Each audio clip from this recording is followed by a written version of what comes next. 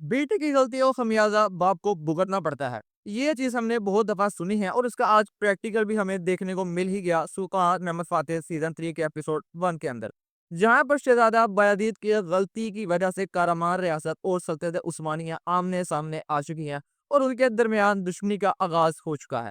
अब देखना यह है कि दुश्मनी ये कहाँ तक जाती है और उनके दरमियान क्या मामला तय पाते हैं, या फिर इनके दरमियान हम एक खूनी जंग देखने को मिल सकती है आने वाले कुछ एपिसोड के अंदर।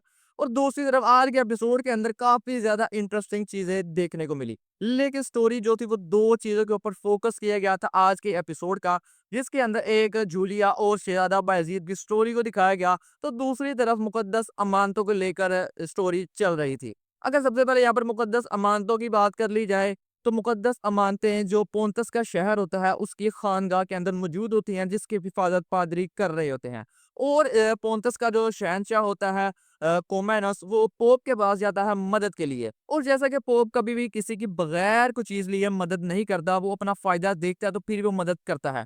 और वहीं पर शहंशाह जो होता है पोंतस का, वो उसको बात बता देता है कि मुकद्दस अमानतें हमारे शहर खानका के अंदर मौजूद है, वो सारी की सारी अमानतें मैं लेकर तुम्हें दे दूंगा और उसके बदले तुम्हें मेरी मदद करना होगी, और इस बात पर वो एग्री भी हो जाता है। लेकिन वो ये बात जानते थे कि इसकी एक तहरीर जिसके ऊपर सारी इंफॉर्मेशन लिखी हुई है इस मुकद्दस अमानतों के हवाले से, वो आया सोफिया मस्जिद के नीचे उन्होंने दफन की हुई है, जो बहुत जल्द सुल्तान महमद फातेह को मिल जाएगी। लेकिन वो इस बात से खुश होते हैं अगर उनको तहरीर मिल भी गई तो उसका उन्हें कोई फायदा नहीं होगा, क्योंकि उस तहरीर को जिस जुबान के अंदर लिखा गया था वो जुबान कोई भी नहीं पढ़ सकता, उसको समझ नहीं सकता। और यही चीज एपिसोड के अंदर हमें देखने को मिलती है, सुल्तान महमद फातेह वो तहरीर ढूंढ तो लेते हैं लेकिन वो पढ़ नहीं पाते, उसको समझ नहीं पाते। उसके लिए उसे एक ऐसे शख्स की जरूरत होती है जो उसको पढ़ सके, और ऐसे शख्स का उनको पता चल भी जाता है, जो कि कारा खिजर चले भी उनको बताता है कि मेरा एक शागिर्द था जो इस जुबान को जानता है। लेकिन वो जो मेरा शागिर्द है थोड़ा सा दीवाना है, यानी अक्लमंद तो काफी ज्यादा है लेकिन वो थोड़ा सा दीवाना है।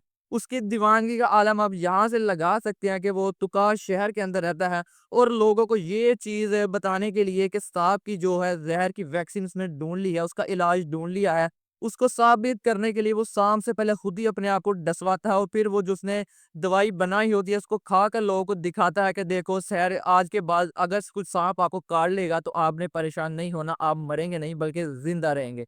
इधर से आप इसकी दीवानगी का अंदाजा लगा सकते हैं। और ये किरदार काफ़ी ज़्यादा मज़े का होने वाला है, और हमें लग रहा था कि ये अदाकार कोई नेगेटिव या पॉजिटिव किरदार अदा करते हुए नज़र आने वाले हैं सीज़न 3 के अंदर। लेकिन ये जो किरदार दिया गया बिल्कुल समझ से बाहर था, लेकिन बहुत ही मज़े का किरदार है। जिस तरह उन्होंने एपिसोड 1 के अंदर इस किरदार को निभाया है, तो काफ़ी ज़्यादा मज़ा आने वाला है इस किरदार का आने वाले एपिसोड के अंदर जाकर भी। और साथ ही इस करैक्टर को लाने के लिए, इस किरदार को लाने के लिए सुल्तान महमद फातेह व्लाद ड्रैकुला को ये फरीज़ा सौंपते हैं। जैसा कि वो बात जानते थे कि वो एक दीवाना शख्स है, वो कभी भी ऐसे नहीं आएगा, तो किसी ऐसे शख्स की ज़रूरत है जो उसकी तरह दीवाना हो। तो व्लाद ड्रैकुला भी बिल्कुल ऐसा ही है, और व्लाद ड्रैकुला की जो लुक दिखाई गई है इस सीज़न के अंदर काफ़ी ज़्यादा अच्छी और गुड लुकिंग है। जो लोग शिकवा कर रहे थे उसकी लुक को देखकर सीज़न 2 के अंदर, उनके सारे शिकवे दूर हो जाएँगे, जो उसकी लुक अब हमें देखने को मिल चुकी है। वो बहादुर पाशा के साथ तुकाश शहर के अंदर जाकर उस शख्स को लेकर कुस्तुनतुनिया आ जाता है। वहाँ पर वो उस राज से पर्दा उठा देता है कि ये मुकद्दस अमानतों के हवाले से इसके ऊपर लिखा है, जो कि पोंतस के शहर के खानका के अंदर मौजूद है। तो दूसरी तरफ जो स्टोरी चल रही थी जूलिया और बायजीद के दरमियान, वो एक तरह से उनकी प्यार में बदल जाती है। बायजीद और जूलिया एक दूसरे को पसंद करना शुरू कर देते हैं, और ये बात शहंशाह तक भी पहुंच जाती है कि जो उसकी बेटी जूलिया है वही गद्दार है, वही जासूस है, जो सारी खबरें शहजादा बायजीद तक पहुंचा रही है, और वो फिर एक मंसूबा तरतीब देता है। जैसा कि उसने पहले ही अपनी बेटी की शादी जो करामान रियासत थी उसका इब्राहिम के बेटे सुलेमान से करने का इरादा कर लिया था, तो वो एक प्लान तरतीब देता है जिसके चलते वो अपनी बेटी को कुर्बान करने से भी दरेग नहीं करता। जैसा कि वो बात जानता था कि जैसे ही मेरी बेटी को पता चलेगा मैं उसकी शादी इब्राहिम के बेटे सुलेमान से करने वाला हूँ और इस रास्ते से वहां पर वो जाने वाली है, वो ये बात बायाजीद को जरूर बताएगी, और यही होता है। और बायाजीद जब वहां पर आता है उसको बचाने के लिए, एन उसी वक्त पर शहनशाह का एक खास वफादार आदमी जिसका नाम पैदरो होता है, वो वहां पर आकर बायाजीद के सामने, उसकी आंखों के सामने जूलिया को कत्ल कर देता है। और इस तरह वो सारे का सारा इल्जाम बायाजीद के ऊपर डाल देते हैं कि जिसकी शादी जूलिया शहनशाह की करामान की रियासत के बेटे इब्राहिम के बेटे सुलेमान के साथ होने वाली थी, उसको बायजीद ने कत्ल कर दिया है। और फिर एपिसोड के इख्तिताम में देखने को मिलता है कि एलची आता है करामान रियासत से। वो सिर्फ 2 मुतालबे रखता है सुल्तान महमूद फातह के सामने कि या तो बायजीद को हमारे हवाले किया जाए या फिर आपको इसका खराज देना होगा और सुल्तान महमूद फातह को माफ़ी मांगना होगी इब्राहिम पे से जाकर जो ये सारा मामला हुआ है। ये बात हम भी जानते हैं कि ना वो बायजीद को उनके हवाले करेंगे और ना ही वो माफ़ी मांगेंगे। इस तरह शहजादा बायजीद की एक गलती की वजह से दोनों रियासतें आमने-सामने आ चुकी हैं और इनके दरमियान अब देखना है कि दुश्मनी कहाँ तक जाती है। और एपिसोड काफ़ी ज़्यादा मज़े का था। इसके अंदर 2 घंटे और 13 मिनट का एपिसोड था, जिसके अंदर कोई एक ऐसा सीन भी नहीं था जिसको आप मिस कर सकें।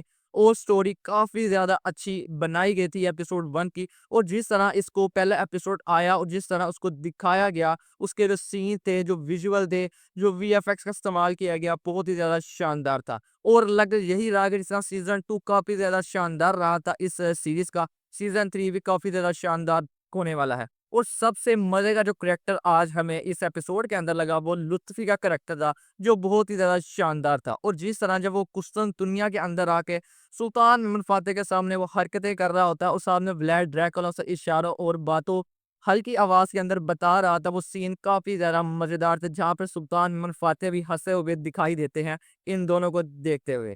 तो आज की वीडियो में बस यही था। मिलते हैं आपसे नेक्स्ट वीडियो में। कमेंट करके ज़रूर बताइएगा आज का एपिसोड आपको कैसा लगा।